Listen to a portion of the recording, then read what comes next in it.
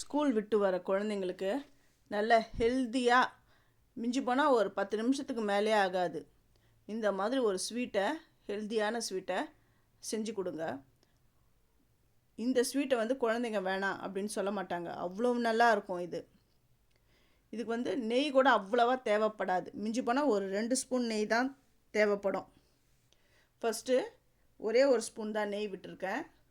முந்திரியை கொஞ்சம் வறுத்து எடுத்துக்கோங்க. முந்திரி வந்து ஒரு 5-6 பீஸ் முந்திரி, அதை உடச்சி கூட போட்டுக்கோங்களேன். அதுக்கப்புறம் தேங்காய் வந்து ஒரு 1/4 மூடி இருந்தால் போதும். நல்லா செவக்க வறுத்துக்கோங்க. ஏன்னா சரியாக வறுக்கலைன்னா இது வந்து 2 நாள் கூட வச்சுருக்கலாம். இந்த ஸ்வீட்டை சரியாக நீங்கள் தேங்காய் வறுக்காமல் போனீங்கன்னா அந்த ஸ்மெல் வந்துடும். அதனால் நல்லா ஈரப்பதம் போயிட்டு நல்லா செவக்க வறுத்து அது தனியாக எடுத்து வச்சுக்கோங்க. அப்புறமா சிவப்பு அவல் அதையும் வறுக்கணும். அந்த சிவப்பு அவலை ஃபஸ்ட்டு நல்லா புடச்சிக்கணும். நல்லா புடச்சிட்டு அதுக்கப்புறம் நல்லா அதில் கல் இருக்குதா அதெல்லாம் நல்லா பார்த்துட்டு அதுக்கப்புறம் வானலி அந்த கடாயில் போட்டு நல்லா வறுத்து எடுத்துக்கோங்க. எடுத்துட்டு நல்லா சுடுதண்ணி ஊற்றி ஒரு மிஞ்சி போனால் ஒரு 2-3 நிமிஷம்தான் அப்படி வச்சுங்க. அது நல்லா அந்த தண்ணியை அப்சர்வ் பண்ணிக்கும். 2-3 நிமிஷம் அப்படியே ரெஸ்ட்டில் விட்டுடுங்க. நல்லா சுடு தண்ணி ஊற்றிட்டு அப்படியே வச்சுடுங்க.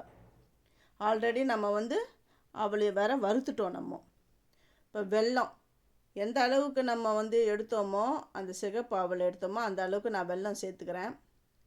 அந்த வெல்லத்தையும் கரைச்சிக்கணும். கரைச்சிட்டு அதாவது கம்பி பதம்லாம் வரணும்னு அவசியம் கிடையாது, ஓரளவுக்கு திக்காக வந்தால் போதும். இப்போ இதில் ஏலக்காவை தட்டி போட்டுக்கோங்க.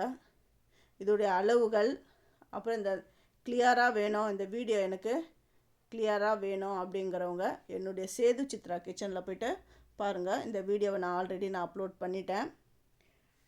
அப்படியே என் வீடியோவை பார்க்குறவங்க சப்ஸ்கிரைப் பண்ணலைன்னா சப்ஸ்கிரைப் பண்ணுங்கள். ஆல் என்ற ஆப்ஷனை தொட்டுட்டு பாருங்கள். அப்போ தான் நான் போகிற ஒரு வீடியோவுடைய நோட்டிஃபிகேஷனும் உங்களுக்கு காட்டும், உங்களுக்கும் ஹெல்ப்ஃபுல்லாக இருக்கும். இப்போது ஃபஸ்ட்டு முந்திரி வறுக்கிறதுக்கு 1 ஸ்பூன் போட்டேன். இப்போ இன்னும் 1 ஸ்பூன் விட்டுருக்குறேன். அவ்வளோதான், 2 ஸ்பூன் தான் நெய் விட்டுருக்கேன்.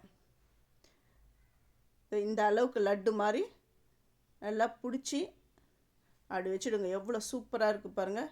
இப்போ நீங்கள் ஒரு தட்டில் இதை வச்சுட்டிங்கன்னா கூட அந்த குழந்தைங்க வந்து ஒன்று ஒன்றா எடுத்து நல்லா இன்ட்ரெஸ்டாக சாப்பிடுவாங்க. இதை உங்கள் ஃப்ரெண்ட்ஸுக்கும் நீங்கள் ஷேர் பண்ணுங்கள். தேங்க்யூ.